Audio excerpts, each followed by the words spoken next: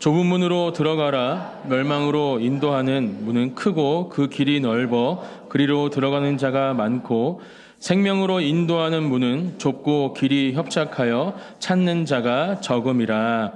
아멘. 네, 오늘 좁은 문을 선택하는 믿음 그리고 그 다음이라는 주제를 가지고 함께 하나님의 말씀을 나누도록 하겠습니다. 네, 이 자리에 설 때마다 정말 얼마나 떨리고 긴장이 되는지 모르겠습니다. 1년에 이제 제가 휴가를 또 한 번 가니까 휴가 때 그리고 이렇게 목사님께서 휴가 가실 때 또 한 번 이 주일 예배 인도의 자리에서 내려와서 휴가 때는 다른 교회 가서 예배를 드리고 또 오늘 같은 경우는 이제 밑에서 찬양을 인도하는 것이 아니라 인도함을 받는 자리에 이제 있게 되는데 너무 감사하고 은혜가 넘치는 시간이다라는 생각을 밑에서 하고 올라온 것 같습니다. 우리가 예수님의 인도함을 받는 것이 그렇게 큰 은혜인 줄 믿습니다. 또 감사함인 줄 믿습니다. 오늘도 말씀 가운데 하나님의 인도하심을, 예수님의 인도하심을 경험하고 누리는 복된 말씀의 자리가 되시기를 예수님의 이름으로 축복합니다. 우리는 믿음의 삶을 살아가면서 수많은 선택을 하게 됩니다. 그리스도인들이 선택해야 할 그 셀 수 없는 선택들을 한 가지의 선택으로 정리해 본다면 결국에는 하나님의 뜻 가운데 있는가, 하나님의 뜻이 아닌 것에 있는가라는 선택으로 정리해 볼 수 있을 겁니다. 오늘 우리에게 주신 본문 말씀은 이러한 선택을 우리에게 주고 또 묻고 계십니다. 좁은 문으로 들어갈 것인가, 넓은 문으로 들어갈 것인가. 여러분 혹시 나무꾼과 도끼라는 우화를 알고 계십니까? 한 나무꾼이 이제 호수에 가서 나무를 베다가 그 나무를 이제 호수에 빠뜨리죠. 도저히 찾을 수 없는 그 상황에서 어떠한 존재가 나타납니다. 그리고 이제 묻죠. 이 금도끼가 네 도끼냐? 이 나무꾼은 아닙니다. 그 금도끼는 제 도끼가 아닙니다. 또 한 번 더 묻습니다. 그러면 이 은도끼가 내 도끼냐? 이 나무꾼은 이런 선택의 기로에서 그것을 내 것이다, 제 것입니다 대답하는 것이 아니라 다시 한번 그 도끼는 제 도끼가 아닙니다. 이렇게 그 존재에게 이야기하면서 제 도끼는 보잘것없는 쇠 도끼입니다라고 정직하게 이야기를 합니다. 그리고 그러한 정직한 나무꾼을 칭찬하며 나타난 존재는 그에게 이 금도끼와 쇠도끼를 다 주었다라는 것이 이 우화의 핵심적인 내용입니다. 제가 오늘 말씀드리는 선택, 하나님의 뜻 가운데 있을 것인가, 하나님의 뜻 가운데 있지 않을 것인가라는 이 선택은 이 나무꾼이 선택 기로에 있었던 금도끼를 고를 것인가, 은도끼를 고를 것인가라는 선택과는 비교도 할 수 없이 중요한 선택입니다. 또한 어떠한 존재가 이 나무꾼에게 주었던 이 금도끼, 은도끼와는 비교할 수 없는 하나님의 놀라우신 선물이 오직 하나님의 뜻 안에 있을 때, 그렇게 하나님의 뜻 가운데 살기를 선택할 때 우리에게 주어지는 줄 믿습니다. 오늘 하나님은 우리에게 두 가지의 문을 보여주십니다. 바로 넓은 문과 좁은 문입니다. 그리고 하나님은 멸망의 길인 넓은 문을 선택하는 것이 아니라 생명의 길인 좁은 문을 선택하고 그곳으로 들어가라 이렇게 말씀하고 계십니다. 오늘 사랑하는 성도님들, 저와 여러분들이 모두 이 좁은 문을 선택하는 놀라운 믿음의 결단이 있기를 원합니다. 그 선택을 통해서 세상이 줄 수 없는 놀라운 하나님의 선물이 우리에게 주어질 줄 믿습니다.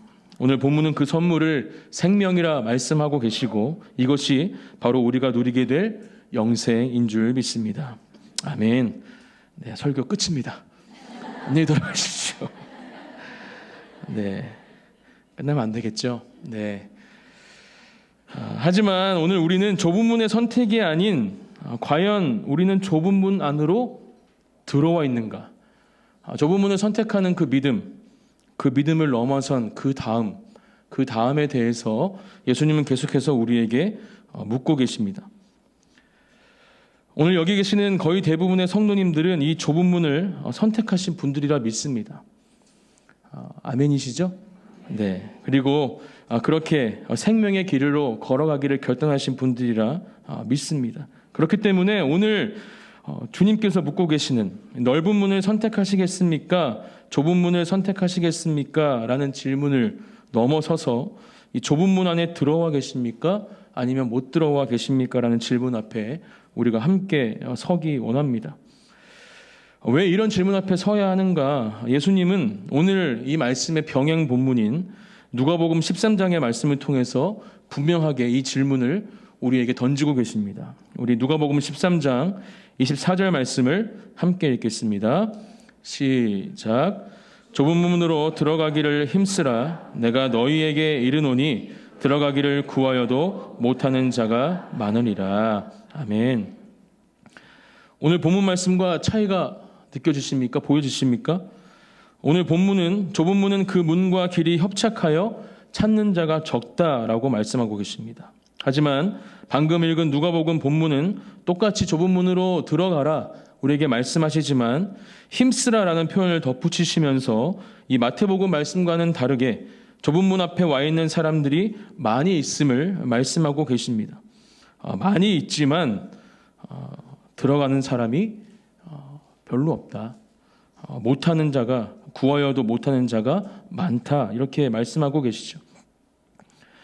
마태복음과 누가복음의 좁은 문 말씀을 통해서 우리가 알 수 있는 것은 무엇입니까? 두 가지로 정리해 보면 첫 번째, 우리가 믿음을 가지고 살아가면서 선택해야 하는 문은 넓은 문이 아닌 생명의 길로 인도하는 좁은 문이다. 두 번째, 그 좁은 문을 선택하는 것에 그치는 것이 아니라 그 좁은 문으로 들어갈 수 있는 사람이 되어야 한다. 이 마태복음과 이 누가복음의 말씀을 통해서 우리는 이 두 가지의 깨달음을 먼저 깨닫고 함께 오늘 말씀을 나누기 원합니다. 사랑하는 성도 여러분, 저와 여러분들은 모두 이 좁은 문으로 들어가야 할 줄 믿습니다. 우리가 하나님의 인도하심을 통해서 또 하나님을 믿는 믿음으로 좁은 문 앞까지 우리의 발걸음이 옮겨졌다면, 그 앞에 이르렀다면 이제 그 좁은 문 안으로 들어가야 함을 오늘 예수님께서는 우리에게 말씀해 주고 계신 것입니다. 그렇다면 우리는 어떻게 좁은 문으로 들어갈 수 있을까요? 이 질문에 답하기 위해서는 왜 누가복음 말씀에서 이 좁은 문을 선택하고 그 문 앞에 있는 사람들이 그 문 안으로는 들어가지 못하고 서성거리고 있는지에 대한 답을 먼저 생각해 봐야 합니다. 분명한 건 많은 사람들이 선택하지 않는 이 문에 도착한 믿음의 사람들이겠죠. 그러한 사람들이 이미 그 문 앞에 많이 와 있다. 그리고 그 앞에서 그 문 안으로 들어가지 못하는 사람들이 서성이고 있다라는 것을 오늘 누가복음 말씀은 우리에게 분명하게 말씀해주고 있는 것입니다. 오늘 함께 읽은 마태복음의 본문의 말씀처럼 이 문이 생명의 길로 인도하는 문이라면 이것은 우리에게 가장 중요한 문입니다. 하나님의 나라에 들어갈 수 있는 유일한 문입니다. 그리고 꼭 들어가야 하는 문임을 우리는 이 말씀을 통해서 보게 됩니다. 왜 그렇다면 그 문 앞에 도착한 사람들이 안으로는 못 들어가고 있을까? 예수님은 믿음, 선택의 믿음, 우리가 처음 받게 되는 그 선택의 믿음, 하나님의 은혜 가운데 주어지는 그 믿음, 그 다음을 우리에게 말씀해 주고 계신 것입니다. 그렇게 우리에게 주어지는 그 믿음보다 한 단계 높은 믿음을, 자라나고 성장하는 믿음을 우리에게 요구하고 계신 것입니다. 오늘 그 믿음을 하나님께 구하며 그렇게 주님께서 말씀하시는 대로 높은 믿음의 단계로 또 우리의 믿음이 자라나고 성장하는 하나님의 은혜와 사랑을 경험하는 말씀의 자리가 되시기를 예수님의 이름으로 축복합니다. 그렇게 누가복음 말씀에는 힘쓰라라는 이 명령이 분명히 추가되어 있습니다. 우리에게 이 생명의 길, 구원의 길로 들어가는 것이 쉽지 않음을, 이 좁은 문, 그 문을 넘어서 우리에게 보여지는 그 좁은 길을 걸어가는 것이 절대로 쉽지 않고 우리가 애쓰고 노력하며 최선을 다해 하나님 말씀 앞에 순종하고 결단해야 함을 오늘 우리에게 말씀해 주고 계신 것입니다. 그렇다면 이 좁은 문으로 어떻게 들어갈 것인가? 오늘 함께 읽은 본문을 통해서 그 방법을 함께 찾아보기 원합니다. 오늘 우리가 읽은 본문의 좁은 문을 선택하기 어렵게 하는 이유로 말씀하고 계시는 것이 그 문이 좁다, 또 그 문 너머에 있는 길이 협착하다라는 말씀을 우리에게 주고 계십니다. 이 말씀에 주목해서 우리가 좁은 문으로 들어가는 방법을 함께 묵상해 보기 원합니다. 저는 오늘 좁은 문, 이 협착한 길을 우리가 걸어가야 할 그 믿음의 길을 걸어가면서 어떻게 이 길과 문에 들어갈 수 있을까? 묵상하는 가운데 우리의 신분, 나는 하나님과의 관계에서 어떠한 신분을 가지고 있는 것인가 깨달을 때 그 좁은 문으로 들어갈 수 있는 방법을 찾을 수 있겠다라는 묵상을 해보게 되었습니다. 그 이유는 우리가 오늘 묵상해야 할 이 신분에 관련된 것이 우리가 걸어가야 할 그 좁은 문, 그 좁은 길과 직접적으로 연결되어 있기 때문입니다. 바로 하나님의 특별하신 명령, 이 힘쓰라라는 명령과 직접적으로 연결되어 있는 신분들이기 때문입니다.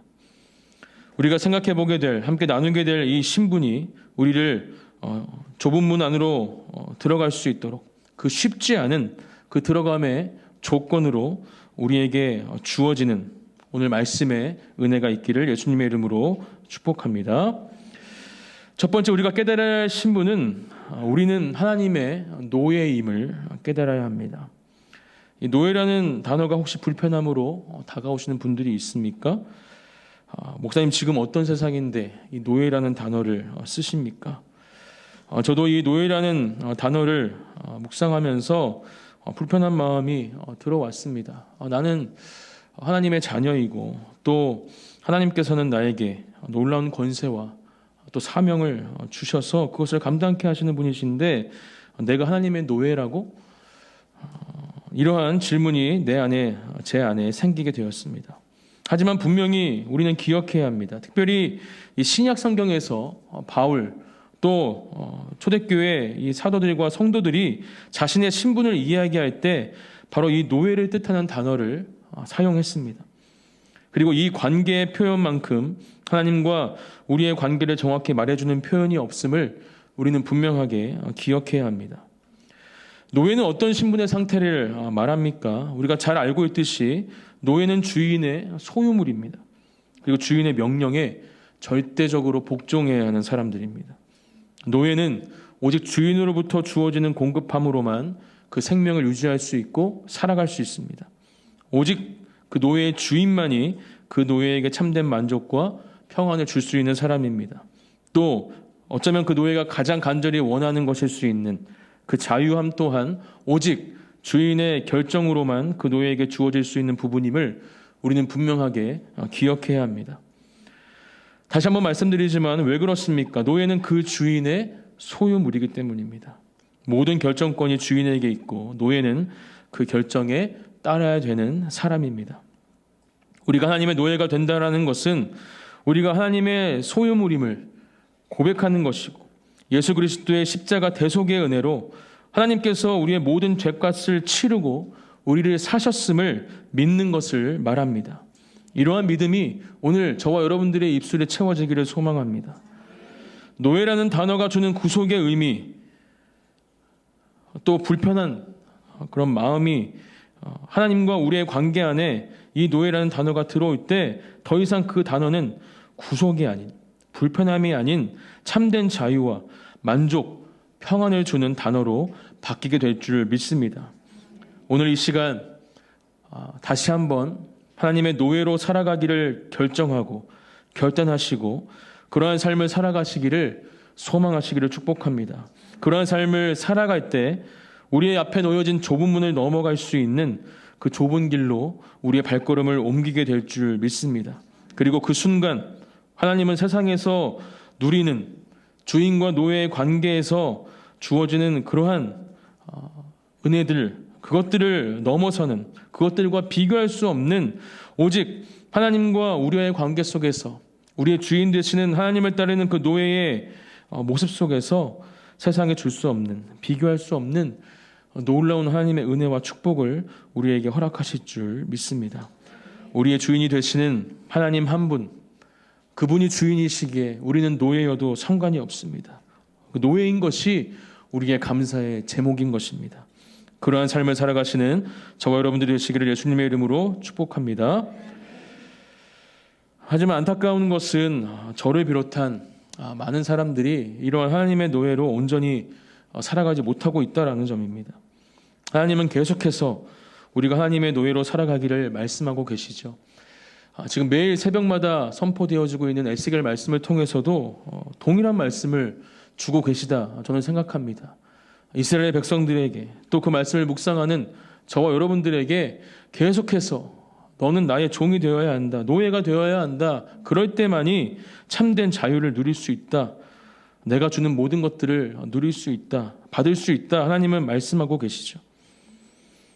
그러한 은혜 가운데 거하는 것이 아닌 우리는 그렇게 하나님의 노예로 살아가는 것을 우리의 온 힘을 다해 거부하며 하나님의 노예가 아닌 이 세상의 노예, 물질의 노예, 자녀의 노예, 건강의 노예가 되어서 이 땅을 살아갑니다.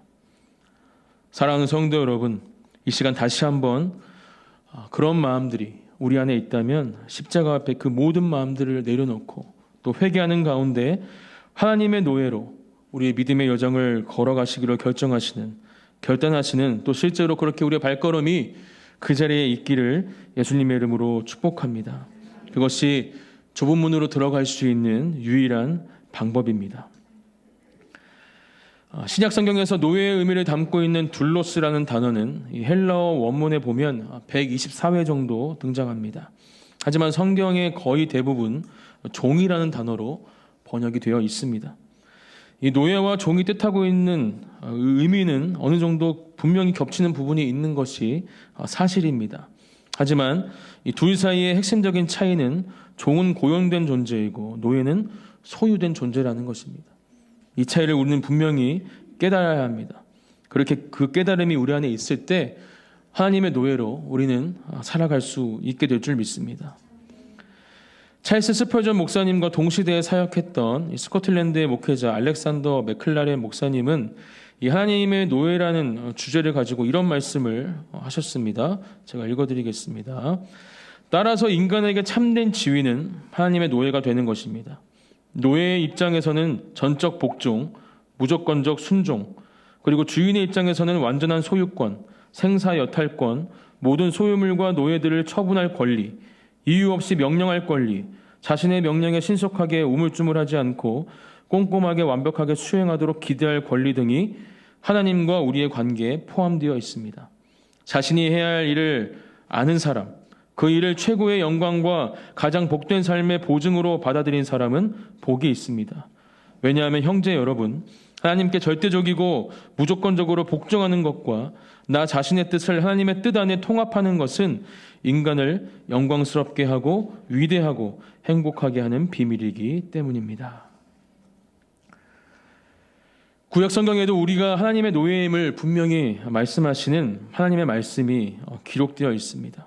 이것은 바로의 소유물이었던 애굽의 노예였던 이스라엘 백성들을 하나님의 강권적인 은혜로 구원하시고 다시 하나님의 소유된 백성으로 결국에는 하나님의 노예의 자리로 옮기셨음을 우리에게 분명히 가르쳐 주시는 말씀입니다. 레위기 25장 55절 말씀을 함께 읽겠습니다.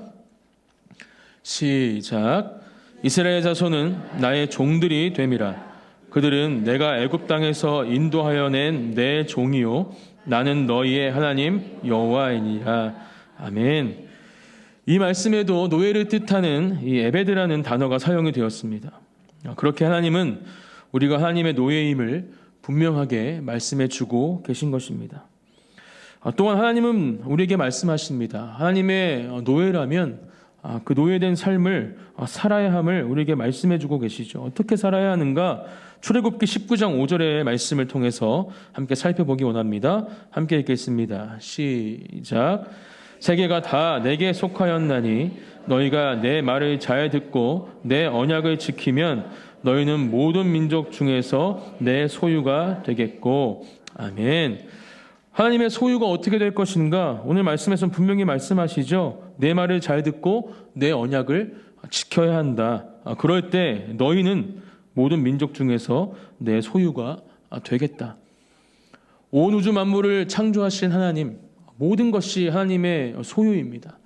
하나님의 형상대로 지음받은 우리 또한 마찬가지입니다.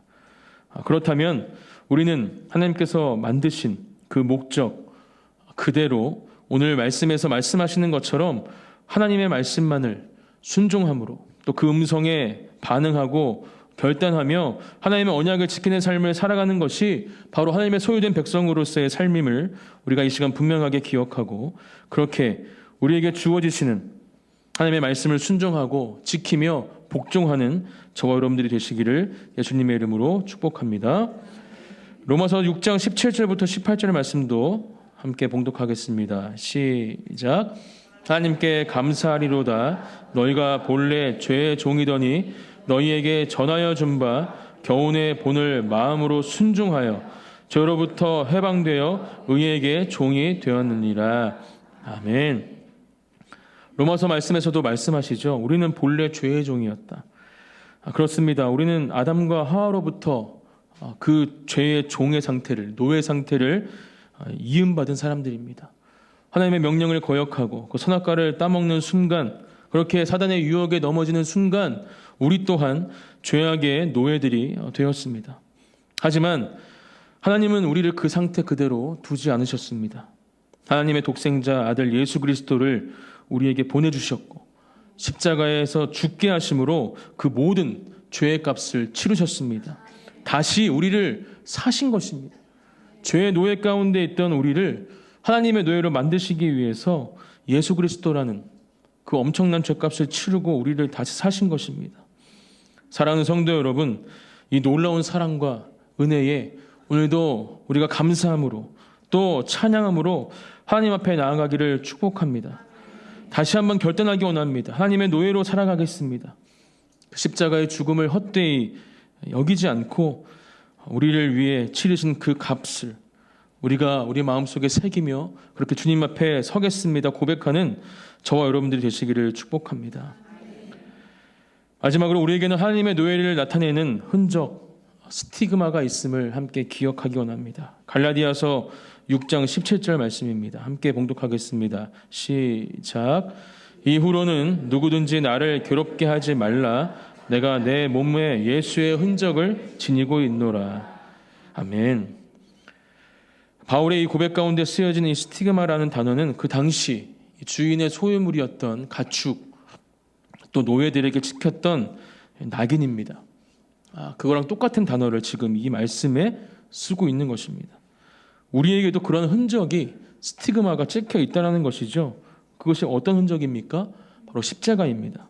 그 십자가의 선명하고 분명한 은혜가 그 사랑이 우리 가운데 찍혀 있는 것입니다. 자, 그렇다면 우리는 어디서나 누구에게나 이 흔적을 나타내는 사람이 되어야 할 줄 믿습니다.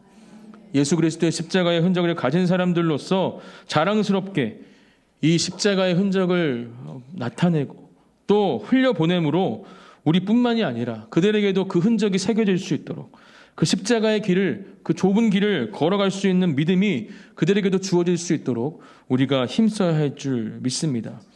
그렇게 살아가시는 하나님의 노예로 또 그 가운데 주어지는 그 은혜를 흘려보내시는 저와 여러분들이 되시기를 예수님의 이름으로 축복합니다.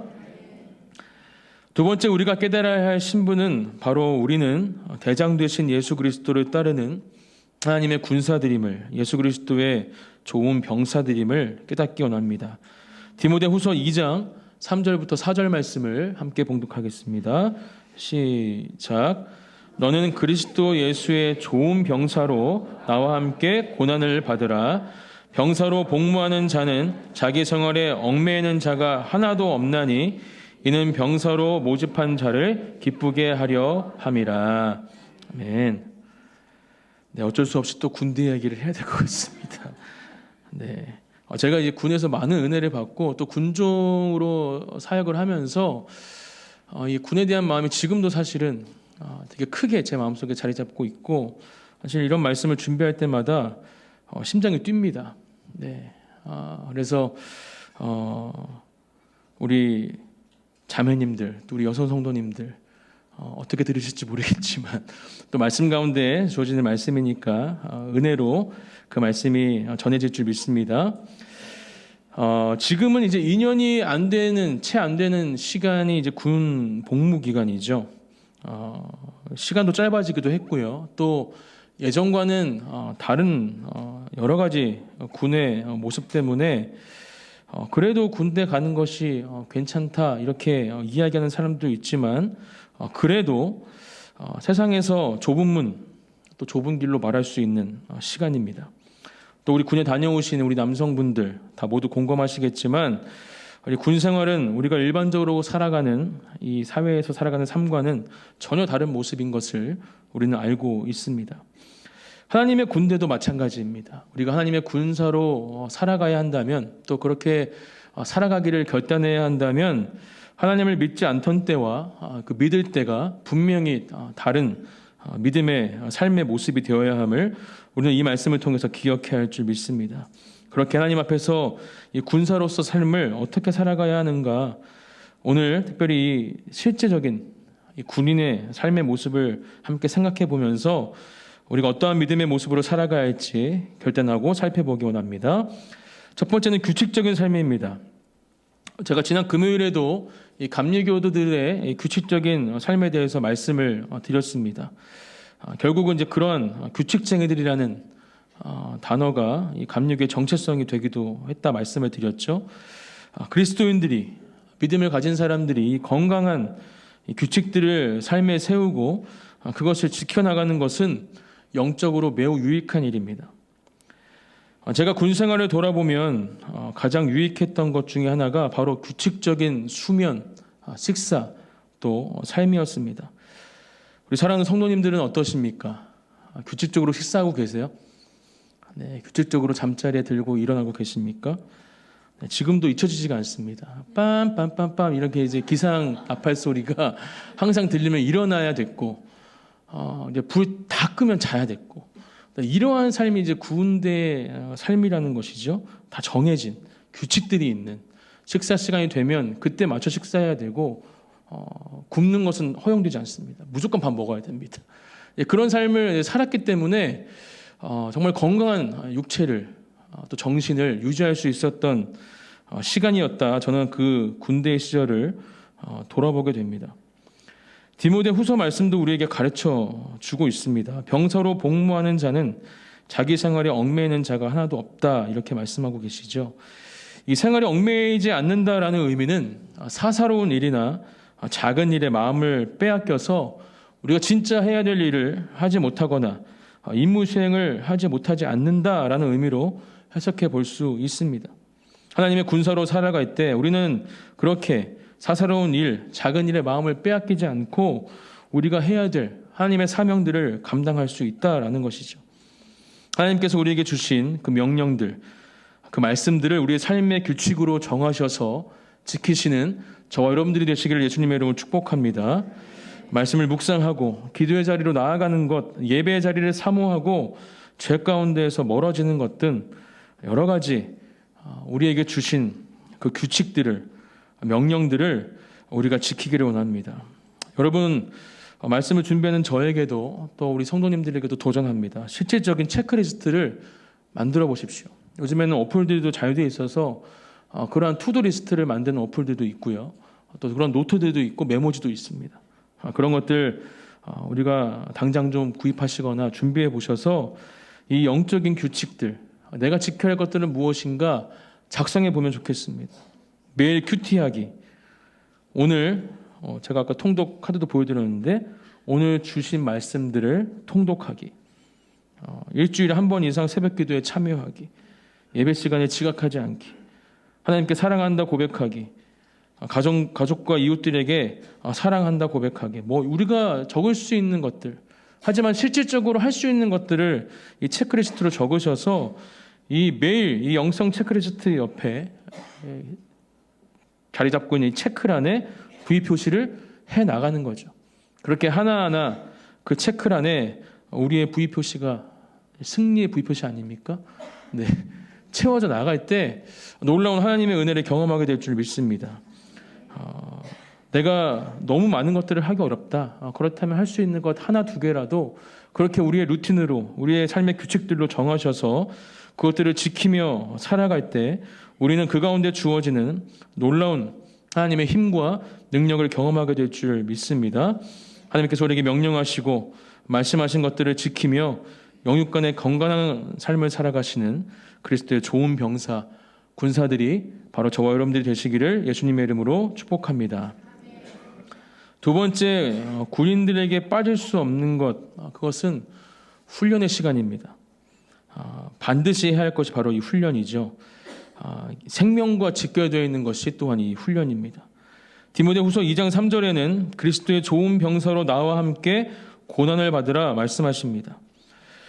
우리가 고난 가운데 왜 들어가야 하는가? 그것은 우리의 믿음을 지키고 오늘 말씀하시는 그 좁은 길로 들어갈 수 있는 힘을 기를 수 있는 가장 좋은 방법 중에 하나이기 때문입니다.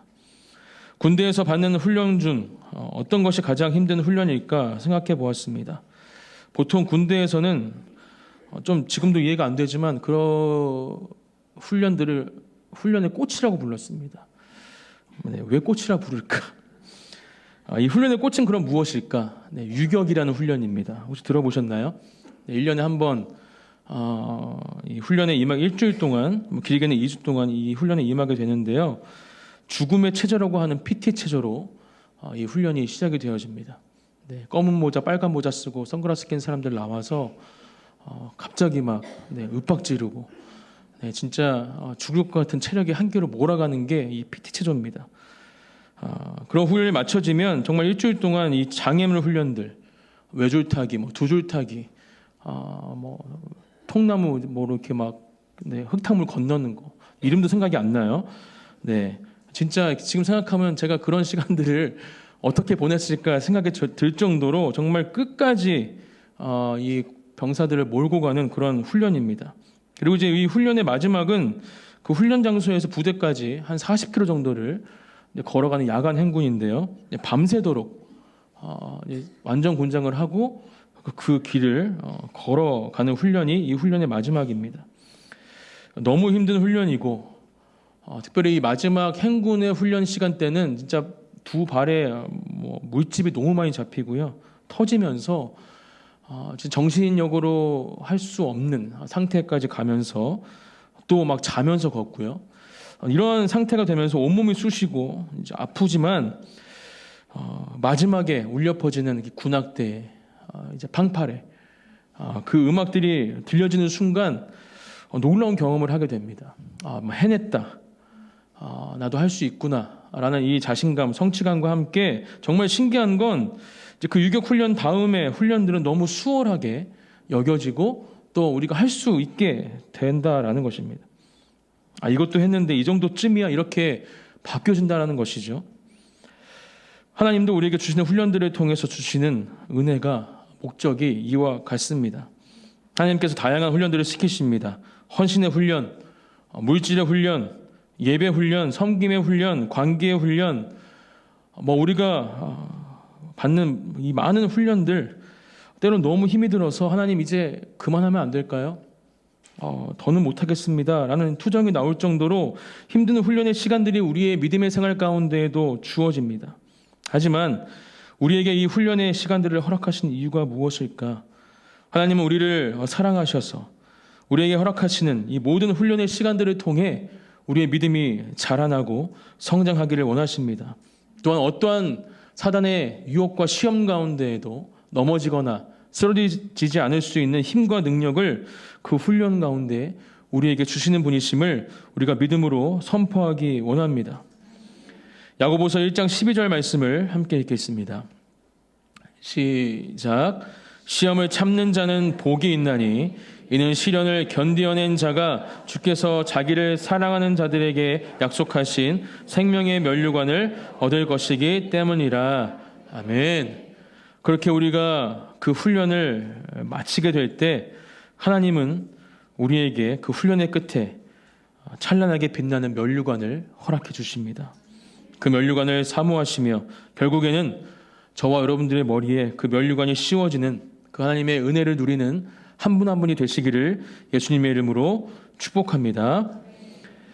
마지막 목숨을 건 전투를 하는 것이 바로 군인들입니다.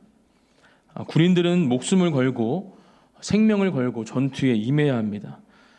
나라를 지키기 위해서 또 국민들과 가족들을 지키기 위해 이 나라의 부르심에 순종한 군인들은 만약 전쟁이 일어난다면 그들의 생명을 아끼지 않고 전투에 임해야 합니다.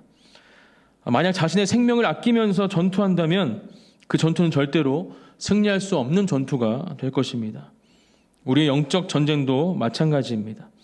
우리가 싸우는 영적 전쟁 또한 이 육으로 싸우는 전쟁과 마찬가지로 우리는 우리의 생명을 걸고 이 영적 전쟁에 임해야 할 줄 믿습니다. 그렇지 않으면 육의 전쟁에서 그렇게 생명을 걸지 않고 싸울 때 실패하는 결과와 같은 결과를 영적 전쟁 가운데 경험하게 될 것입니다. 우리의 생명은 물론이고 우리의 가족, 또 우리 나라, 우리 교회 이 모든 생명이 사단에게 넘어가 버리고 마는 안타까운 현실에 우리는 거할 수밖에 없게 될 것입니다. 독일의 신학자 디트리 본회포는 이렇게 말했습니다. 예수님이 사람을 부르실 때에는 그에게 와서 죽으라고 명령하시는 것이다. 요한계시록 12장 11절 말씀을 함께 봉독하겠습니다. 시작. 또 우리들이 형제들이 어린 양의 피와 자기들이 증언하는 말씀으로써 그를 이겼으니 그들은 죽기까지 자기들의 생명을 아끼지 아니하였도다. 아멘. 제가 쉬운 성경 번역으로 한 번 더 읽어드리겠습니다. 어린 양의 피와 그들이 증언하던 진리의 말씀으로 우리 형제들이 사단을 이겼다. 그들은 죽음을 두려워하지 않고 목숨을 다해 싸웠다. 아멘. 이것이 바로 우리의 믿음의 모습이 되어야 할 줄 믿습니다. 예수 그리스도의 좋은 병사, 하나님의 군사, 왕의 심장을 가진 왕의 군사라면 우리의 목숨, 그 생명을 아끼지 않고 오직 하나님의 영광을 위해서 그렇게 전진하고 싸우는 저와 여러분들이 되시기를 축복합니다. 할렐루야. 우리는 예수 그리스도께서 십자가에 달려 죽으심으로 승리의 길을 걸어가게 된 사람들입니다. 이미 주신 그 승리로 인해서 우리는 모든 영적 전쟁에서 또한 승리하게 될 줄 믿습니다.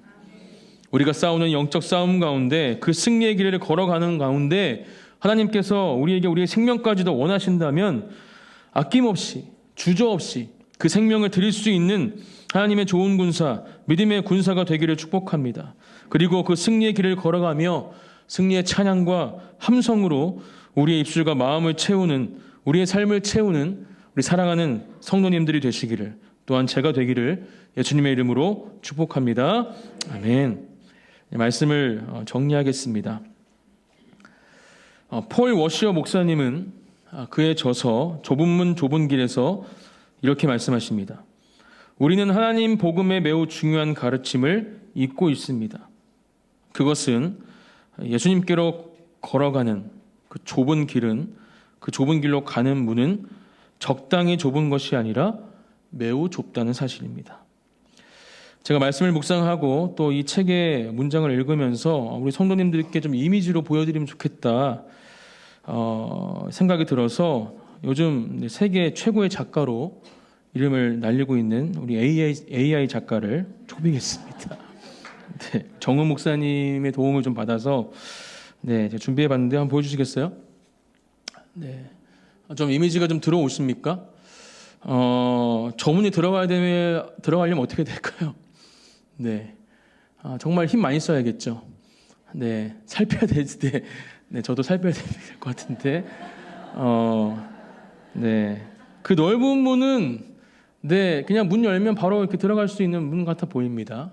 옆에 있는 이 좁은 문은 저기 들어갈 수 있을까라는 생각이 들 수 있을 만큼 제가 좀 극단적으로 표현을 했지만 그러한 문입니다. 그 문에 들어가기 위해서는 우리가 힘을 써야 된다. 지금 그 문 앞에 서성이는 사람들이 많다는 거예요. 그리고 그게 일반 사람들이 아니라 믿는 사람들이라고 말씀하고 계신 겁니다. 우리가 마태복음 말씀과 이 누가복음 말씀을 함께 묵상해 보면 안 믿는 사람들은 아예 저 문으로 가진 않습니다. 그냥 넓은 문으로 가버려요. 근데 그 문을 선택해서 왔는데 좁은 문 앞에서 못 들어가고 있는 겁니다. 우리는 저 문에 꼭 들어가야 됩니다. 할렐루야. 한 분도 빠짐없이 저 문에 들어가시기를 축복합니다. 원래는 제가 이렇게 요구를 했습니다. 저 좁은 문을 들어가면 또 좁은 문과 넓은 문이 또 있고, 네, 또 들어가면 또 두 개가 또 있고. 저는 이렇게 묵상이 됐어요. 근데 AI가 감당을 못 하더라고요. 뭐 아무리 명령을 내려도 정우 목사님이랑 막 머리 쓰고 해봐도 그 그림을 못 그려내는 거예요. 그냥 이게 설명을 해드려야겠다. 우리가 하나님 나라에 가는 그 순간까지 계속해서 문은 두 개입니다. 네, 그리고 저 좁은 문은 절대로 넓어지지 않습니다. 네, 오히려 더 좁아질 수 있어요. 그렇다면 우리가 결단해야 할 것은 우리의 믿음이 자라나야 하고 성장해야 하고 또 저 문에 들어갈 수 있는 상태가 되어야 함을 결단해야 할 줄 믿습니다. 또 그러한 상태가 되어야 함을 하나님께 구해야 할 줄 믿습니다. 좁은 문을 선택한 그 다음은 바로 그 문에 들어가는 것입니다. 그 앞에서 결단하지 못해서 순종하지 못해서 그 문에 들어가지 못한다면 우리는 하나님 앞으로 나아갈 수 없습니다. 천국으로 갈 수 없습니다. 이 시간 함께 결단하기 원합니다. 순종하기 원합니다. 하나님, 나에게 주신 그 말씀 순종함으로 또 감사함으로 그 말씀을 취하고 마음속에 새기고 그 말씀 그대로 하나님의 노예된 삶, 또 그리스도의 군사로서의 삶을 살아가겠습니다. 함께 결단하며 기도하는 기도의 자리가 되기를 축복합니다. 함께 기도하시겠습니다.